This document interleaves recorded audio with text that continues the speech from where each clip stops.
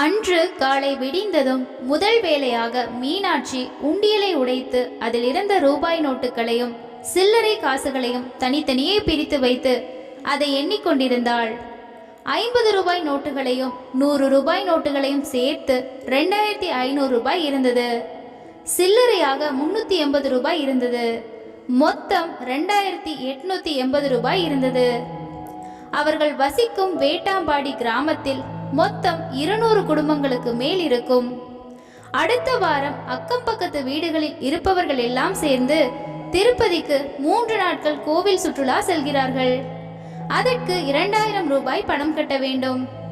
அதற்கு தான் அவளுக்கு இப்போது பண தேவை ஏற்பட்டுள்ளது. கணவன் குமரன் பக்கத்து டவுனில் படிக்கும் பள்ளி குழந்தைகளுக்கு ஆட்டோ ஓட்டி கொண்டிருக்கிறான். மாமியார் தேவிக்கு வயது 65 நெருங்கி இருக்கும். இவர்கள் கிராமத்தில் வசிப்பதால் அங்கு தினமும் ஏதாவது ஒரு விவசாய வேலை கிடைக்கும். நாற்று நடுவது, களை எடுப்பது என்று ஏதாவது ஒரு வேலைக்கு காலையில் சென்றால் இரவு 7 மணிக்கு தான் வீட்டிற்கு வருவாள் தேவி. தான் சம்பாதிக்கும் பணத்தை கொண்டு வந்து மருமகளிடம் கொடுத்தால்தான் தேவிக்கு அடுத்த வேலை சோறு கிடைக்கும். அதுவும் கடையில் வாங்கும் தரமான அரிசி சோற்றை கொடுக்காமல் ரேஷன் கார்டுக்கு கிடைக்கும் வண்டு வைத்த அரிசியை தனியாக சோறு பொங்கி தேவிக்கு கொடுப்பாள்.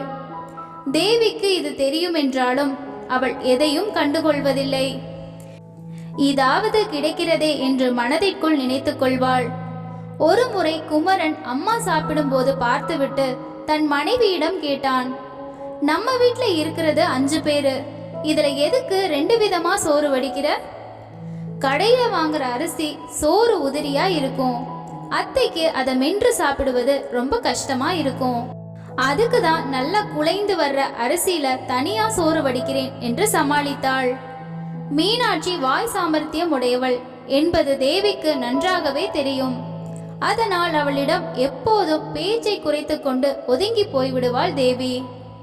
சிறிது நாட்களாகவே தேவிக்கு வெயிலில் சென்று தோட்ட வேலை செய்யும் போது தலை சுத்தல் வந்து பிறகு மயக்கம் வர ஆரம்பித்தது. உடன் இருப்பவர்கள் மரநிழலில் அமர வைத்து குடிக்க தண்ணீர் கொடுத்து படுக்க சொல்லி விடுவார்கள். தேவி வேலையையும் சேர்த்து மற்றவர்களை அதை செய்து கொடுத்து விடுவார்கள். ஊரில் இருக்கும் அரசு மருத்துவமனையில் மருத்துவரிடம் காட்டிய போது உடலில் சத்து பற்றாக்குறை மற்றும் லோ பிரஷர் இருக்கிறது என்றார். இந்த வயசுலயும் நீங்க நிறைய வேலை செய்றீங்க, அதுக்கு தகுந்த மாதிரி நல்ல சத்தான சாப்பாடு சாப்பிடணும், வெயிலில் அதிக நேரம் இருப்பதையும் குறைத்து கொள்ளுங்கள், அப்போது சரியாகிவிடும் என்று சில மாத்திரைகளை எழுதி கொடுத்தார். தேவி அதிகமாக சாப்பிடுவது இலவச அரிசி சோறும் ரசமும் தான். இதைத்தான் மீனாட்சி அவளுக்கு கொடுப்பாள். காய்கறிகளை கண்ணில் பார்த்தே பல மாதங்கள் ஆகிறது, இதில் நல்ல சத்தான சாப்பாட்டிற்கு எங்கு செல்வது என்று மனதில் நினைத்து கொண்டு வீட்டிற்கு வருவதற்குள் உடல் அழுத்துவிட்டது. வீட்டில் மரத்தடியில் இருந்த கட்டிலில் வந்து சோர்ந்து படுத்துவிட்டாள். அடுத்தடுத்த நாட்களில் கை கால்கள் ஓய்ந்து விட்டதை போல் ஒரு உணர்வு. வயல் வேலைக்கு நாற்று நட கூப்பிடுகிறார்கள் என்று பக்கத்து வீட்டு தனம் கேட்டபோது, நடக்கவே முடியல, தலை சுற்றுவேறு, நான் வரவில்லை என்று கூறிவிட்டாள் தேவி. வேலைக்கு போகாமல் படுத்தே கிடக்கும் தேவியை பார்த்து எரிச்சலாக வந்தது மீனாட்சிக்கு. வாய்க்கு வந்தபடி திட்டினாள். ஒரு வேலையும் செய்யாம படுத்துக்கிட்டே சாப்பிட்டா தின்ன சோறு எப்படி செரிக்கும் என்று சோற்றையும் ரசத்தையும் பட்டென்று வைத்துவிட்டு போவாள். தேவியால் அந்த சோற்றை சாப்பிடவே முடியாது. ரசத்தில் உப்பும் இல்லை, புளிப்பும் இல்லை. தேவி வேலைக்கு செல்லாமல் இருப்பதால் நாளுக்கு நாள் மீனாட்சி ராட்சசியாக மாறி தேவியை திட்டிக் கொண்டிருந்தாள். ஒரு நாள் இரவு உணவு என்ற பெயரில் ஒரு தட்டில் சோற்றையும் ரசத்தையும் கொடுக்க சென்றபோது தேவி அங்கு இல்லை. பிறகு அவளை எங்கு தேடியும் அவள் கிடைக்கவில்லை. மகன் குமரன் அவனுக்கு தெரிந்த இடங்களில் எல்லாம் அம்மாவை தேடினான். ஆனால் மீனாட்சியோ ஒளிந்தது சனியன், இனி சோறு போடும் செலவு மிச்சம் என்று நினைத்து கொண்டு நிம்மதியாக இருந்தாள். மீனாட்சியின் கொடுமை தாங்காமல் தேவி ஆற்றிலோ குளத்திலோ விழுந்து உயிரை விட்டுவிட்டாள் என்று ஊர் மக்கள் அரசல் புரசலாக பேசிக்கொண்டார்கள். ஆனால் மீனாட்சியோ அதை பற்றியெல்லாம் சிறிதும் கவலைப்பட்டதாகவே தெரியவில்லை. தேவியின் பள்ளி பருவ தோழி சென்னையில் இருப்பதால் அவளை தேடி தேவி சென்னைக்கு வந்தாள். அவளிடம் இருந்த வீட்டு விலாசத்தை வைத்து தோழி பார்வதியின் வீட்டிற்கு வந்து சேர்ந்தாள். பார்வதியின் வீடு மிக பெரியதாக இருந்தது. அவள் சென்னையில் மிக வசதியாக இருக்கிறாள் என்பது தேவிக்கு தெரிந்திருந்தது. வெளியே பெரிய கேட், அதன் அருகில் வாட்ச்மேன் நின்றிருந்தான். யார் அம்மா, உங்களுக்கு என்ன வேணும் என்றான். உள்ள போகணும், பார்வதியை பார்க்கணும் என்றாள். உங்களுக்கு விஷயம் தெரியாதா? அம்மா இறந்து போய் 6 மாசம் ஆகுது. இப்போ அவங்க மகனும் மருமகளும் தான் இங்கே இருக்காங்க என்றான் அவன். தன் தோழி உயிரோடு இல்லை என்பதை கேட்டதும் நிலை குலைந்து போனாள் தேவி. சுழலும் பூமி ஸ்தம்பித்து நின்று விட்டதை போல் மனது பதறியது. ஏதோ ஒரு பெரிய எதிர்பார்ப்புடன் தான் பார்வதியை தேடி வந்தாள் என்பது அவளுக்கு மட்டுமே தெரிந்த உண்மை. ஐயோ, அம்மாவோட அனுமதி இல்லாமல் வீட்டுக்குள்ள யாருமே போக முடியாது என்றான் வாட்ச்மேன். ஒரே ஒரு முறை பார்வதியின் மகனை பார்க்க வேண்டும் என்று வாட்ச்மேனிடம் கைகூப்பி மன்றாடினாள் தேவி. உள்ளே அனுப்ப முடியாது என்று அவளை அவன் பிடித்து தள்ளியதில் ஏற்கனவே உடலில் சத்தின்றி இருந்த தேவி கீழே விழுந்து விட்டாள். அதே நேரத்தில் வெளியே சென்றிருந்த பார்வதியின் மகன் அருள்முருகனும் மருமகள் கீதாவும் காரில் வந்தார்கள். தேவி கீழே விழுந்து கிடப்பதை பார்த்த அருள்முருகன் என்ன ஆயிற்று என்று கேட்க, விஷயம் தெரிந்த வாட்ச்மேனை திட்டிவிட்டு தேவியை தூக்கி பக்கத்தில் இருந்த வாட்ச்மேனின் நாட்காலில் உட்கார வைத்தான். வீட்டுக்குள் சென்று தண்ணீர் கொண்டு வரச் சொல்லி தேவிக்கு கொடுத்தான். அருள்முருகனை பார்க்க பார்க்க தேவியின் கண்களிலிருந்து கண்ணீர் தாரை தாரையாக கொட்டியது. அம்மா, ஏன் அழுகிறீர்கள்? நீங்கள் யார் என்று கேட்டான். கண்ணீரை துடைத்து தன்னை ஆசுவாசப்படுத்தி கொண்ட தேவி, நானும் பார்வதியும் பள்ளி பருவ தோழிகள் என்றும் வீட்டு வேலைக்கு ஆள் வேண்டும் என்று பார்வதி 1 வருடத்திற்கு முன்பு கூறியதாகவும் அதனால் இங்கு வேலைக்கு சேர்ந்து கொள்ள வந்திருப்பதாகவும் கூறினாள். அம்மா சொன்னாங்களா? ஆனால் இப்போது அவர்கள் உயிரோடு இல்லை. இப்போது வீட்டில் தேவையான வேலையாட்கள் இருக்கிறார்கள். உங்கள் முகவரியை கொடுத்துவிட்டு போங்கள், தேவைப்பட்டால் கூப்பிடுகிறேன் என்றான். அதற்குள் குறுக்கிட்ட அவன் மனைவி கீதா, சமையல் வேலைக்கு இருக்கும் ராணி அடிக்கடி லீவு போடுவதால் இன்னொருவர் இருந்தால் நல்லதுதான் என்று கூறினாள். அம்மா, உங்களுக்கு சமைக்க தெரியுமா என்று கேட்டாள். ஆம் என்று வேகமாக தலையாட்டினாள் தேவி.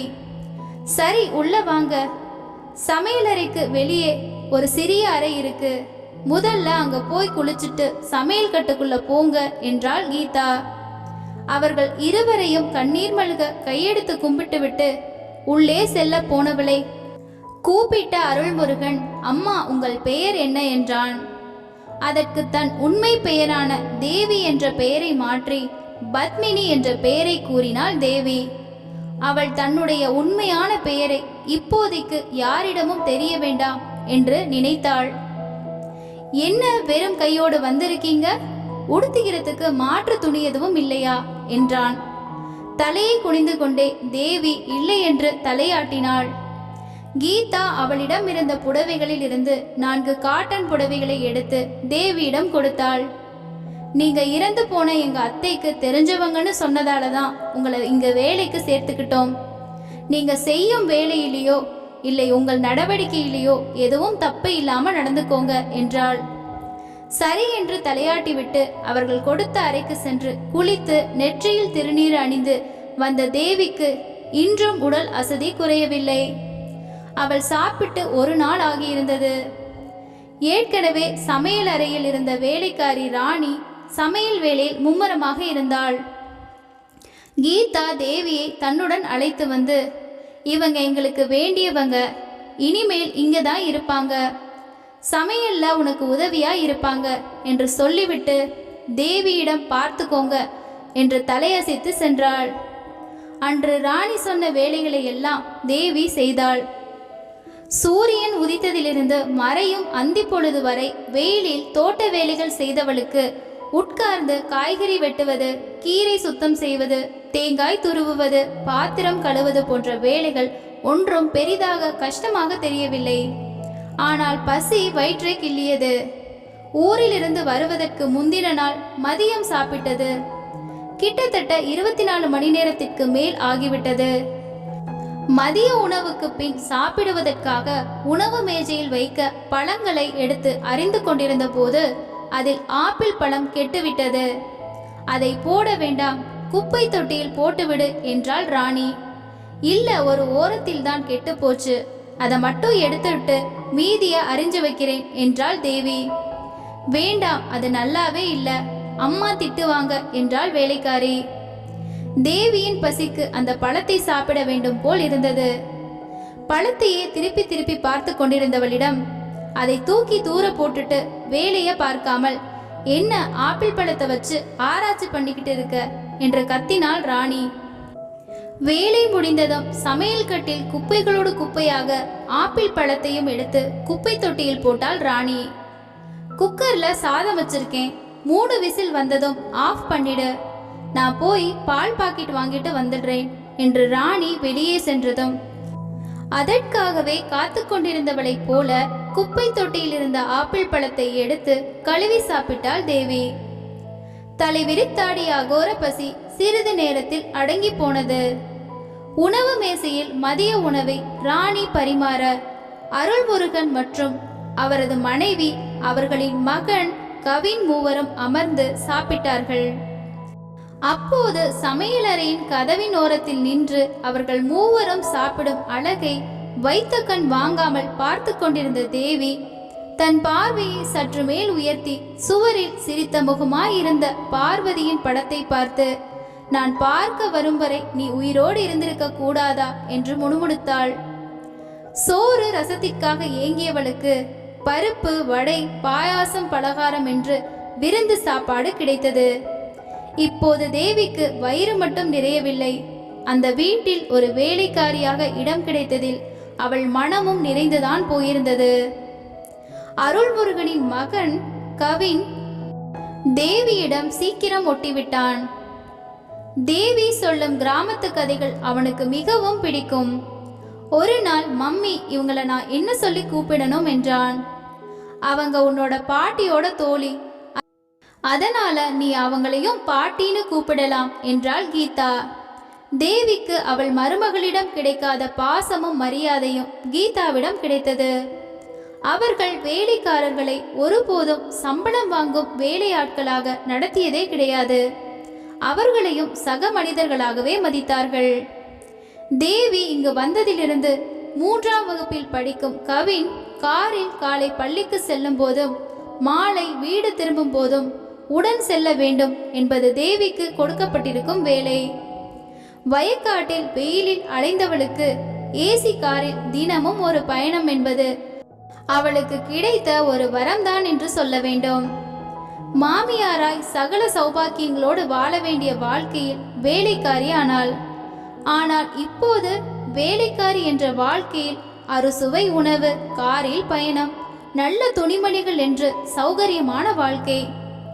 கடவுள் யாருக்கு எதை எப்போது எப்படி கொடுப்பான் என்ற கணக்கு மனிதர்களால் கணிக்க முடியாத கணக்கு என்று நினைத்தாள் தேவி. ஒரு முறை அருளின் குடும்பம் கோயிலுக்கு சென்றபோது கவினை பார்த்து கொள்ள தேவியும் உடனே அழைத்து சென்றார்கள்.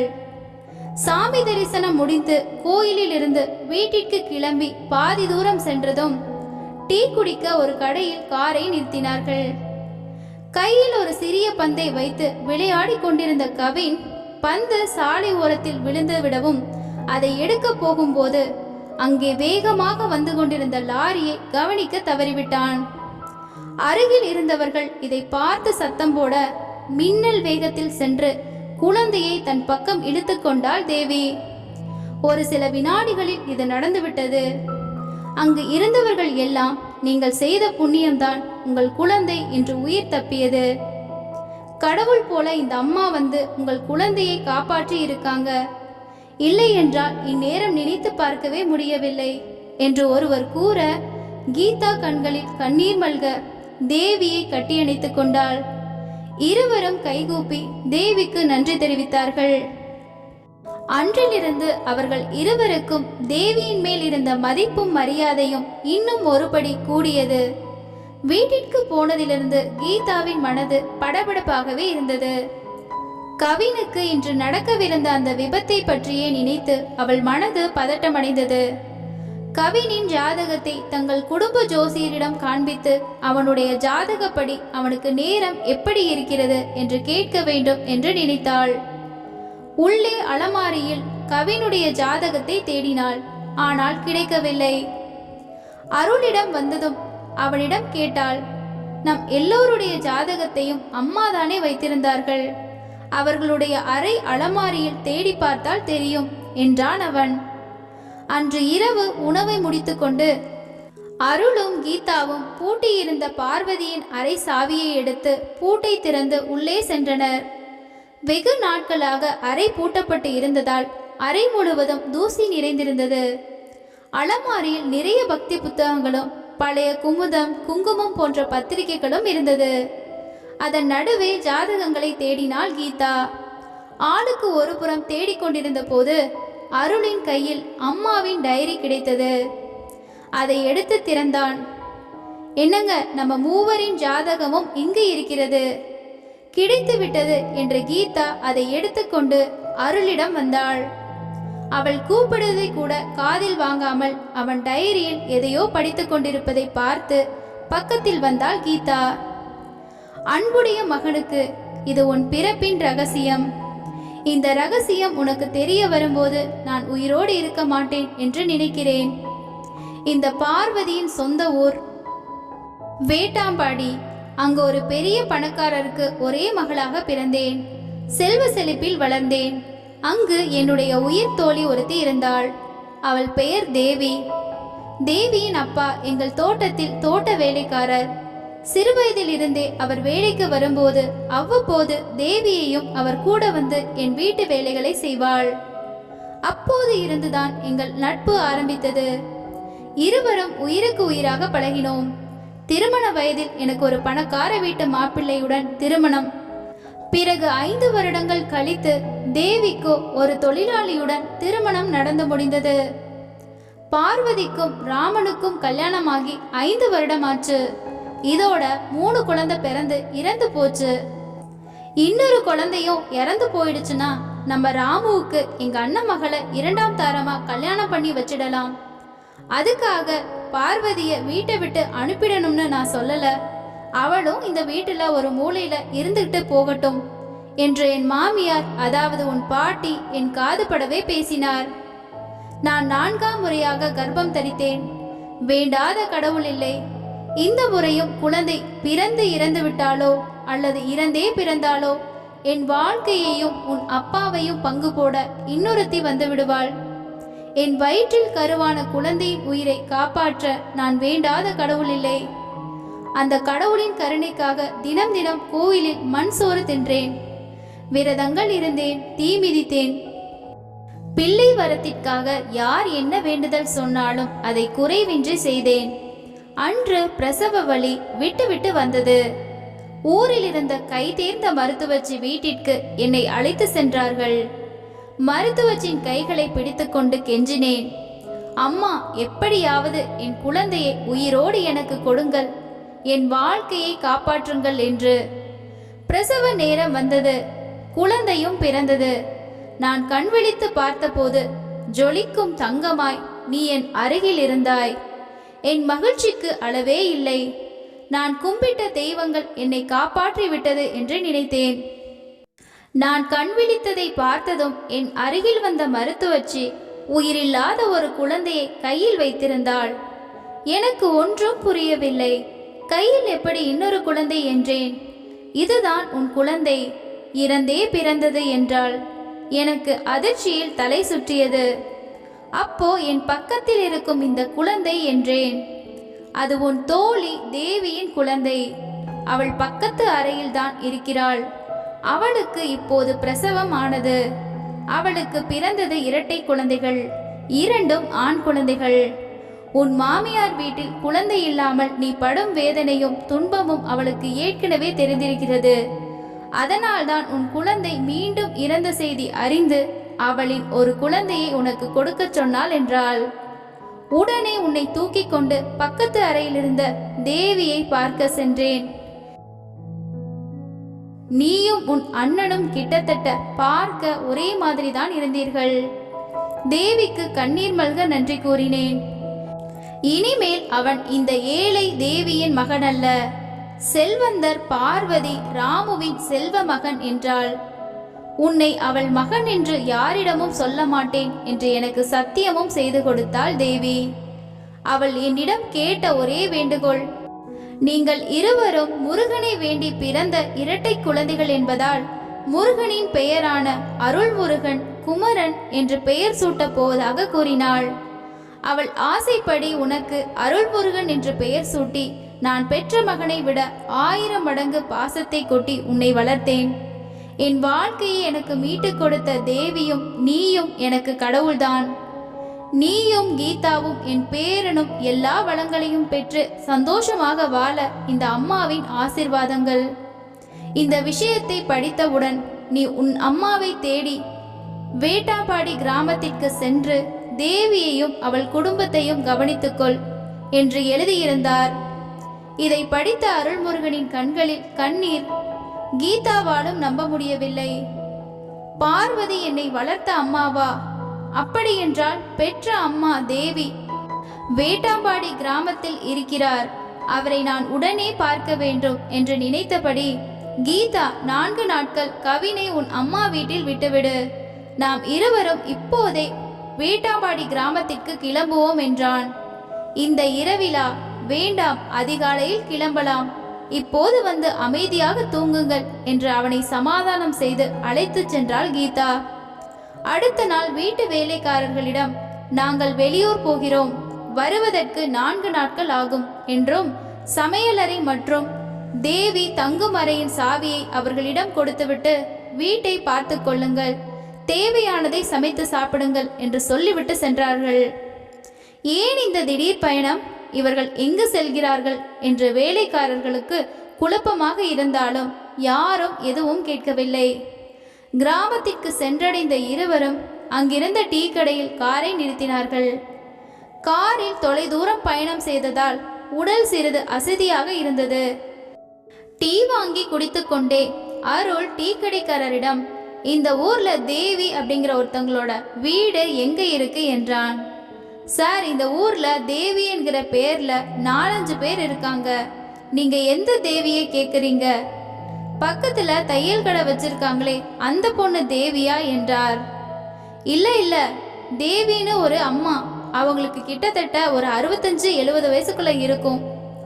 டீயை ஆற்றிக்கொண்டே யோசித்த கடைக்காரர், எனக்கு சட்டுன்னு ஞாபகத்துல வரல, வேற யாராச்சும் கிட்ட கேட்டு பாருங்க என்றான். சரி என்று காரை மிதமான வேகத்தில் செலுத்தினான் அருள். அங்கே ஆடு மேய்த்து கொண்டிருந்தவரிடம் விசாரிக்க, அவர் வடக்க போய் மேற்கு திரும்பணும் என்றார். சென்னையில் வலது பக்கம் இடது பக்கம் என்று கேள்விப்பட்டவர்களுக்கு அது புதிதாக இருந்தது. இருந்தாலும் கேட்டு கேட்டு தேவியின் வீட்டை அடைந்தனர். அது தேவி அம்மாள் பாட்டியின் வீடு. பாட்டிக்கு வயது 95 இருக்கும். கட்டிலில் படுத்த படுக்கையாக இருந்தால் பாட்டி. கண்டிப்பாக இவராக இருக்க வாய்ப்பு இல்லை. அருளின் மனதுக்குள் ஒரு விதமான சந்தோஷம் கலந்த பயம், படபடப்பு இருந்தது. என்னை வளர்த்த தாய் இறந்து விட்டார், என்னை பெற்ற தாய் கண்டிப்பாக உயிருடன் இருக்க வேண்டும் கடவுளே என்று மனதில் வேண்டினான். அருகில் இருந்த கீதா, என்னங்க, நான் ஒரு வழி சொல்றேன், நம்ம இப்படி தேடுவதற்கு பதிலா பிரசவம் பார்த்த மருத்துவச்சி கிட்ட கேட்டா கரெக்டா சொல்லிடுவாங்க என்றாள். ஏனென்றால் உங்களை தேவி அம்மாவுக்கு தத்து கொடுத்த விஷயம் அவங்களுக்கு தெரியும் அல்லவா என்றாள் கீதா.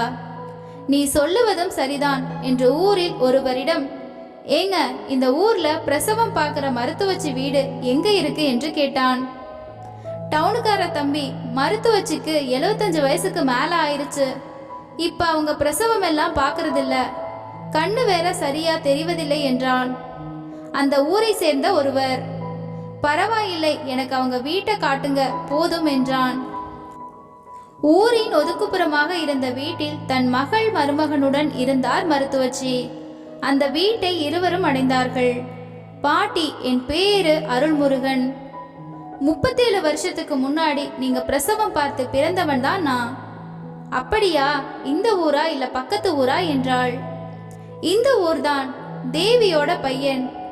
ரெட்ட புள்ள பிறந்தது ஞாபகம் இருக்கா என்றான். சற்று நேரம் யோசித்து பார்த்தால் மருத்துவச்சிக்கு பொறி தட்டியது. நடந்தது எல்லாம் ஒன்று விடாமல் அப்படியே ஞாபகத்தில் வந்தது. தேவி பெத்த பையன், பார்வதி வளர்த்த பையனா நீ என்றாள் அவள். உங்க அம்மா உன்கிட்ட உண்மையை சொல்லிவிட்டாளா என்றார் அவர். உண்மையை அவர் டைரியில் படித்ததை பற்றி பாட்டியிடம் சொல்லிவிட்டு தேவி வீட்டை காட்டும்படி கேட்கவும் மருத்துவச்சி பேரன் தேவி வீட்டை காட்டினான். தேவியின் மருமகள் மீனாட்சி காரில் வந்து இறங்கிய இவர்களையும் தன் கணவனின் சாயலில் இருக்கும் அருள்முருகனையும் பார்த்து குழப்பமடைந்தாள். இங்க தேவிங்கிறது எங்க மாமியார் தான். கொஞ்ச நாளைக்கு முன்னாடி தான் கிழவி வீட்டை விட்டு ஓடிருச்சு என்றாள். அவள் பேசியதிலிருந்து தன் தாயின் நிலைமை என்னவாக இருந்திருக்கும் என்று அவனால் கணிக்க முடிந்தது. அது சரி, நீங்க ஏன் அதை தேடி வந்திருக்கீங்க? ஏதாச்சும் பணம் உங்ககிட்ட கடன் வாங்கிருச்சா என்றாள். ஆமாம், கடன் தான். வாங்கியது நான் தான். அதை தீர்க்க இப்போது வந்திருக்கிறேன் என்றான் அருள்முருகன். அது எங்க மாமியார் தான். நீங்க வாங்கின பணத்தை என்கிட்ட கொடுத்துடுங்க, அது வந்ததும் நான் கொடுத்துட்றேன் என்றாள் மீனாட்சி. அவங்க போட்டோ இருந்தா கொடுக்க முடியுமா என்றான். வீட்டிற்குள் சென்ற மீனாட்சி அங்கிருந்த தேவியின் படத்தை கொண்டு வந்து கொடுத்தாள். அந்த படத்தை பார்த்ததுமே அருள்முருகனுக்கு இதயம் துடிக்காமல் ஒரு சில வினாடிகள் நின்று விட்டதை போல் இருந்தது. அவன் கண்களை அவனால் நம்பவே முடியவில்லை. கடன் வாங்கினேன்னு சொன்னீங்க, கடனை வாங்கிட்டு கடன் கொடுத்தவங்களை மறந்து போயிட்டீங்களோ என்றாள் மீனாட்சி. அதற்குள் குமரனும் வந்து சேர்ந்தான். அண்ணனும் தம்பியும் ஒருவரை ஒருவர் ஆச்சரியமாக பார்த்து கொண்டனர். உருவத்தில் எத்தனை ஒற்றுமை! உண்மை தெரிந்த அருள்முருகன் குமரனை பாசம் பொங்க பார்த்தான். மீனாட்சி, யார் இவங்க, என்ன வேணுமாம் என்றான் குமரன். உங்க அம்மா கிட்ட கடன் வாங்கினவர், அதை திருப்பி கொடுக்க உங்க அம்மாவை தேடிக்கிட்டு வந்திருக்கார் என்றாள். இந்த போட்டோல இருக்கிறவங்க தான் தேவியா? இவங்க பேரு பத்மினி இல்லையா என்றான். இல்ல, இவங்க என் அம்மா, பேரு தேவி என்றான் குமரன். இப்போது அருள்முருகனுக்கு எல்லாம் புரிந்தது. அம்மா என்னையும் அன்பு தோழி வளர்த்த அம்மாவையும் தேடித்தான் வந்திருக்கிறாள். தன் பெயரை மாற்றி பத்மினி என்று கூறியிருக்கிறாள். அம்மாவிற்கு செய்து கொடுத்த சத்தியத்தை மதித்து நான் தான் உன்னை பெற்ற அம்மா என்று சொல்லாமல் எனக்கும் என் குடும்பத்திற்கும் வேலைக்காரியாகவும் சமையல்காரியாகவும் இருக்கிறார் என்பதை தெரிந்து கொண்டான். சரி, நாங்க கிளம்புகிறோம் என்றான். சார், எங்க அம்மா காணாம போயிட்டாங்க. நானும் தேடாத இடமில்ல. நீங்க அவங்கள பார்த்தா வீட்டுக்கு வர சொல்லுங்க. அம்மா இல்லாம இந்த வீடு வெறிச்சோடி கிடக்கு. சொல்றீங்களா என்றான் குமரன். உங்கள் அம்மா என் வீட்டில தான் இருக்காங்க, என்னோட வாங்க என்று குமரனையும் அழைத்து கொண்டு தன் வீடு நோக்கி சென்றான் அருள்முருகன். வாட்ச்மேன் காரை பார்த்ததும் கேட்டை திறக்க கார் உள்ளே சென்றது. வீட்டு தோட்டத்தில் இருந்த பூச்செடிகளுக்கு தண்ணீர் பாய்ச்சி கொண்டிருந்தாள் தேவி. காரிலிருந்து முதலில் அருள்முருகனும் கீதாவும் இறங்கினார்கள். அவர்களை தொடர்ந்து குமரன் இறங்கினான். தன்னை தேடி கண்டுபிடித்து குமரன் தான் வந்திருக்கிறான் என்றுதான் நினைத்தாள் தேவி. தன்னுடைய 2 மகன்களும் ஒன்றாக நடந்து வருவதை வைத்த கண் வாங்காமல் பார்த்து ரசித்த தேவியிடம் குமரனை முந்திக்கொண்டு ஓடி வந்த அருள்முருகன் பசுவை பிரிந்த கன்று போல் அம்மாவை கட்டியணைத்து கொண்டான். வேலைக்காரியாக இருந்த போதே அன்பை காட்டியவன் அம்மா என்றால் அன்பு மலையல்லவா பொழிவான். இத்தனை நாள் ஏன் என்கிட்ட உண்மையை சொல்லாம இருந்தீங்க என்று கண்ணீர் மல்க கேட்டான் அருள். ஒன்றும் புரியாமல் நின்ற குமரனிடம் நடந்த விஷயங்களை எல்லாம் கூறினாள் கீதா. சகோதரர்கள் இருவரும் ஒருவரையொருவர் கட்டியணைத்து அன்பை பரிமாறிக்கொண்டார்கள். இத்தனை வருடங்கள் அம்மா குமரனுடன் இருந்ததால் இனிமேல் என்னுடன் தான் இருக்க வேண்டும் என்று கண்டிப்பாக கூறிவிட்டான் அருள். குமரனுக்கு பண உதவி செய்து அவனுடைய வாழ்க்கை தரத்தையும் உயர்த்தினான். உங்க அம்மா அவரை தத்து கொடுத்ததுக்கு பதிலா உங்களை தத்து கொடுத்து இருந்தா எவ்வளவு நல்லா இருந்திருக்கும் என்று குறைபட்டு கொண்டாள் மீனாட்சி. எண்ணம் போல் வாழ்க்கை, இனிமேலாவது அம்மாவை திட்டி தீர்க்காமல் அவளிடம் அன்பாக இரு என்றான் குமரன். நாட்கள் நகர்ந்தன. கீதா தேவியிடம் அன்புடன் நடந்து கொள்ளும் விதத்தை பார்த்து மீனாட்சிக்கு தான் செய்த தவறு புரிந்தது. மாமியாரிடம் மன்னிப்பு கேட்டாள். நான் கும்பிட்ட முருகன் உங்க 2 பேரையும் ஒன்னா சேர்த்துட்டான் என்று சொல்லி மருமகளை மன்னித்து ஏற்றுக்கொண்டாள். இந்த உலகில் பிறக்கும் ஒவ்வொருவரும் பிறக்கும் போதே பணம், ஆடம்பர வாழ்க்கையுடன் பிறப்பதில்லை. ஆனால் அவர்கள் செய்யும் நல்ல விஷயங்கள் நிச்சயம் ஒரு நாள் அவர்கள் வாழ்க்கையை மாற்றும். இந்த கதை உங்களுக்கு பிடித்திருந்தால் ஒரு லைக் தந்து வீடியோவை ஆதரிக்கவும். இந்த கதையை பற்றிய உங்களது கருத்துக்களை கமெண்ட் செக்ஷனில் பதிவிடவும். நன்றி.